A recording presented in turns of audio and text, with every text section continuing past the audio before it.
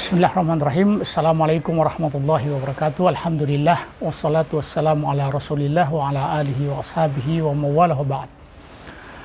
Imam Ahmad rahimahullahu taala meriwayatkan sebuah kisah dengan sanad yang hasan bahwa ada salah seorang pemuda yang datang kepada Nabi sallallahu alaihi wasallam dan meminta izin untuk melakukan perbuatan yang keji, yaitu perbuatan zina, dan ini adalah merupakan dosa besar. Dia mengatakan, "Ya Rasulullah, idzinli bizina." Wahai Rasulullah, izinkan aku untuk melakukan zina. Izinkan aku berzina. Maka sahabat yang mendengarkan ucapan dari seorang pemuda tadi langsung menghardiknya, karena para sahabat tahu bahwa zina adalah merupakan perbuatan kotor, perbuatan keji yang sesungguhnya sangat-sangat memalukan ketika datang kepada Nabi dan meminta izin untuk melakukan hal yang seperti itu. Namun Rasulullah Shallallahu Alaihi Wasallam mengatakan bahwa sini kemari mendekat. Ya, orang tadi dipanggil oleh Rasulullah Shallallahu Alaihi Wasallam, pemuda tadi dipanggil oleh Rasulullah, kemudian duduk di samping Rasulullah Shallallahu Alaihi Wasallam. Kemudian Rasulullah bertanya kepada dia. Rasulullah Shallallahu Alaihi Wasallam adalah seorang dai, seorang guru, seorang pendidik yang sangat lembut. Beliau mengatakan, "Atuhibbuhu li ummik?" Apakah perbuatan zina itu engkau mau kalau itu terjadi pada ibumu?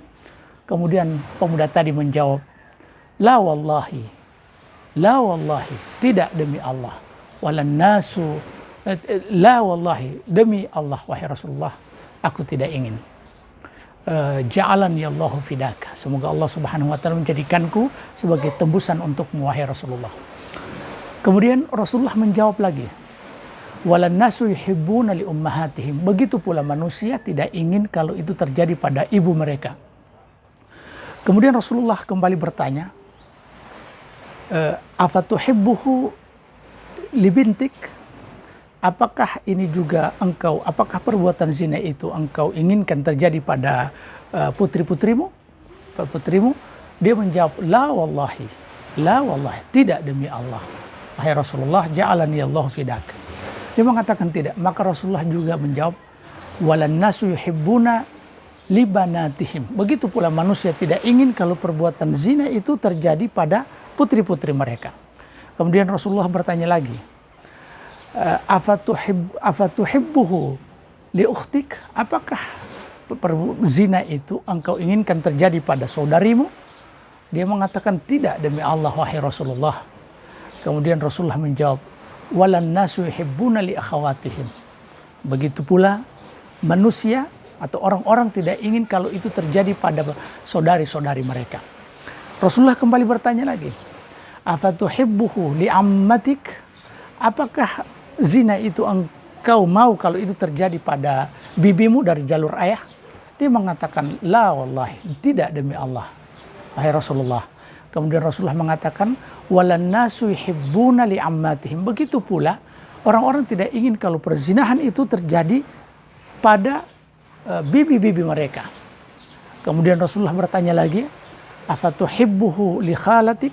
Apakah engkau mau kalau perzinahan itu terjadi pada bibimu dari jalur ibu atau saudari ibu?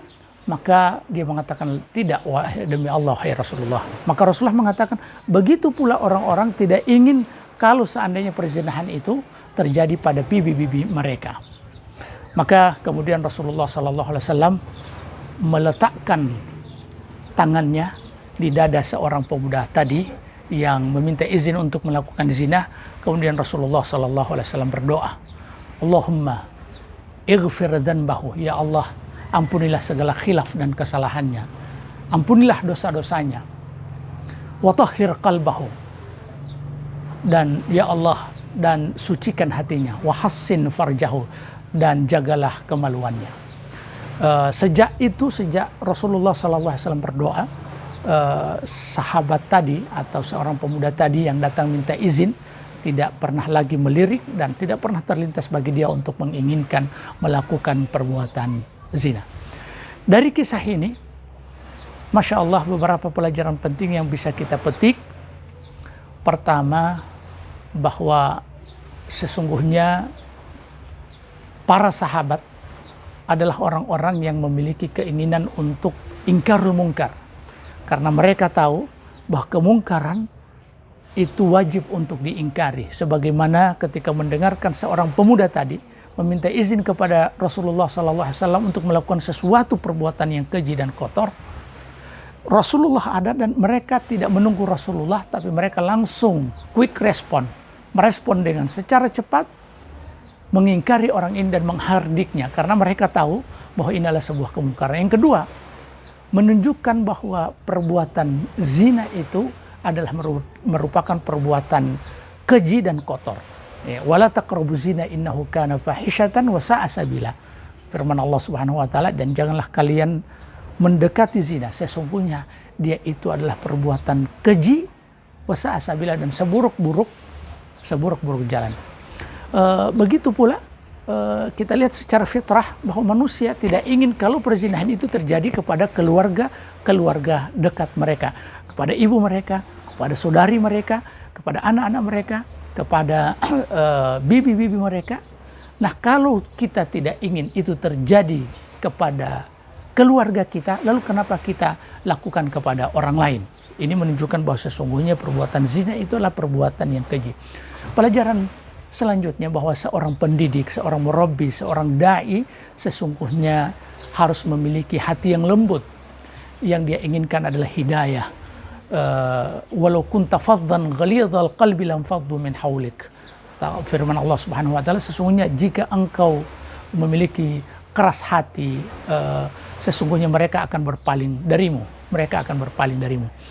Bahwa dalam dakwah itu yang kita inginkan adalah hidayah, agar supaya orang itu bisa mendapatkan hidayah. Dan inilah uslub yang dipakai oleh Rasulullah SAW. Pelajaran selanjutnya bahwa dalam dakwah kita harus memiliki uslub ataupun metode pendekatan, di mana sahabat tadi ketika meminta izin melakukan perbuatan yang nista seperti itu, Rasulullah mengatakan bahwa sini kemari, mendekat. Kemudian Rasulullah ajak duduk. Kemudian juga di akhir hadis itu Rasulullah menempelkan tangannya ke dada orang tersebut. Ini menunjukkan bahwa Rasulullah adalah orang yang lembut, memiliki metode kelembutan, dan itu hukum asalnya dalam dakwah.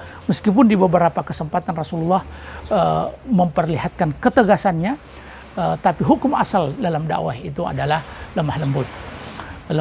Kemudian yang berikut, betapa pentingnya seorang murabbi, seorang guru, seorang da'i, seorang pendidik itu melantunkan doa agar supaya hidayah ini bisa tertransfer kepada orang lain. Sebagaimana Rasulullah SAW mendoakan pemuda tadi, Allahumma gfir dhanbahu, ya Allah ampuni dosanya, wa tahhir qalbahu, dan sucikan hatinya, wa hassin farjahu, dan